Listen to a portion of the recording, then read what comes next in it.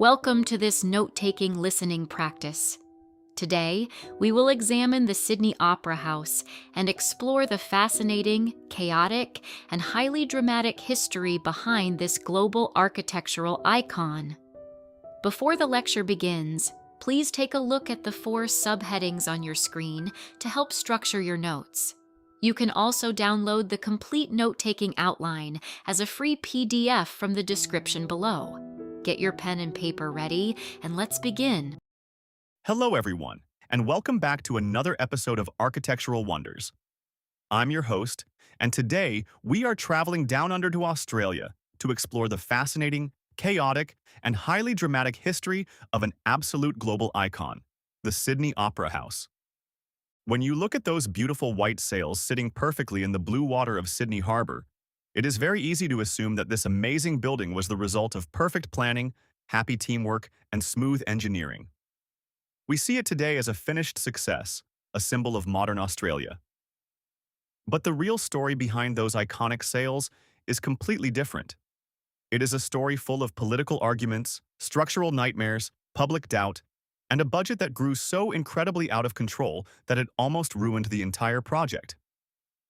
Let's start with the first part of our journey, which is the background of the project. To see how this wild adventure even began, we have to travel back in time to the mid-1950s.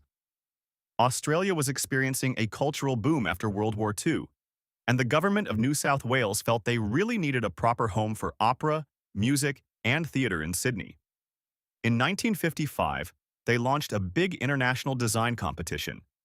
They invited architects from all over the world to send in their ideas for a brand new opera house. Out of more than 200 entries from over 30 countries, the judges chose a series of radical, organic drawings sent by a relatively unknown 38-year-old Danish architect named Jørgen Utzon. Utzon's design was absolutely beautiful on paper. It broke every traditional rule of architecture. Instead of designing a normal, boring box-shaped building with a flat roof, Utzon imagined a complex series of overlapping shells that looked like white sails floating over the harbor. It was a beautiful, poetic concept. Now, let's move on to the next stage, which covers the massive construction and engineering crises that followed. The real problem was that Utzon had won the competition based on a beautiful drawing, not a real calculated engineering plan. When construction started early in 1959, mostly because politicians wanted to show progress to the public before the next election, the engineering team ran into a massive wall. The mathematical formulas needed to support those huge concrete sails simply did not exist at the time. Computers were in their very early stages, and the engineers couldn't figure out how to make these heavy curved roofs stand up without using columns inside. But putting columns inside would ruin the look and, more importantly, the acoustics of the concert halls. For several difficult years, Utzon and a team of brilliant engineers worked day and night. They used early computers and checked thousands of drawings, looking for a geometric rule that could turn this dream into a real building. The stress was unbelievable, and the public started to complain. Newspapers openly asked if the building would ever be finished, or if it would just be a giant, expensive mistake. Then, in 1961, Utzon had a brilliant idea that changed modern construction forever. It is now called the spherical solution. Utzon realized that instead of trying to create different, unique curves for every single shell, all the shells could actually be cut from the surface of a single, imaginary ball, a sphere. Think of it like an orange. If you cut triangular pieces out of a perfect orange, every single piece has the exact same curve. This simple idea changed everything. Because the geometry was now standardized, the huge concrete pieces didn't have to be poured precariously high up in the air on the construction site. Instead, they could be manufactured safely on the ground, brought to the site, and lifted into place using special cranes. This was a revolutionary step for modern modular construction. But the problems weren't just about math and concrete. This brings us to a very dark side of the story: the financial and political conflict. Just as the technical problems were being solved, the political situation got much worse. The project, which was originally supposed to cost around 7 million Australian dollars and take 4 years, was dragging into its 7th year. Costs were skyrocketing towards an unbelievable final total of $102 million. This massive budget overrun made the public and politicians furious. In 1965, a new government came to power in New South Wales. The new minister in charge of public works did not care for Utzon's artistic style and demanded that he cut costs immediately. The working environment became very hostile. The government even stopped paying Utzon his money, making it impossible for him to pay his staff or finish the interior designs. Feeling angry, unsupported, and insulted, Jørn Utzon made the heartbreaking decision to quit the project in 1966. He packed his bags, left Australia with his family, and promised never to come back.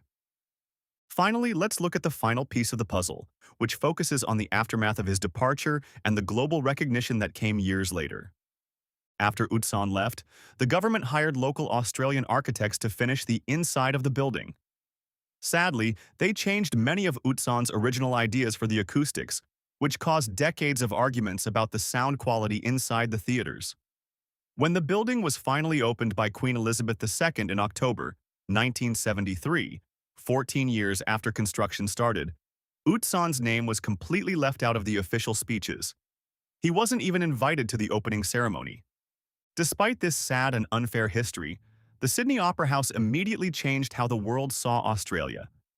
It put Sydney on the global map and proved that brave, modern architecture could capture everyone's imagination.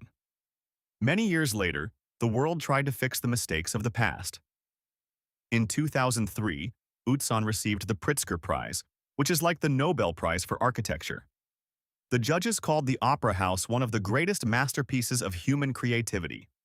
Utzon also made peace with the Australian government, and they asked him to design guidelines for future updates to the building. Sadly, he was too old and weak to travel back to Australia, so he passed away in 2008 without ever seeing his finished masterpiece in person. So, the next time you see a picture of those white sails in the sun, remember that they are not just a pretty design. They are a monument to hard work, brilliant math, and a reminder of the personal sacrifices that artists often have to make to create something timeless. Thank you for listening to today's episode. I hope this story makes you curious about the history of the buildings in your own city. Until next time, keep listening and keep learning. All right, it is time to test your notes. Answer the following questions and check your score. Good luck!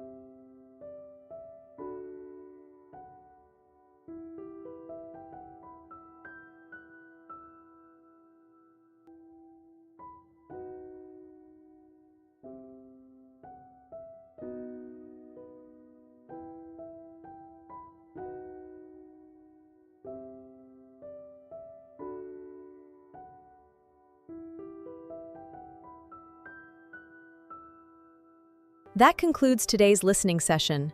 To stay updated with our next videos, make sure to subscribe. Thank you for watching and see you next time. Bye for now.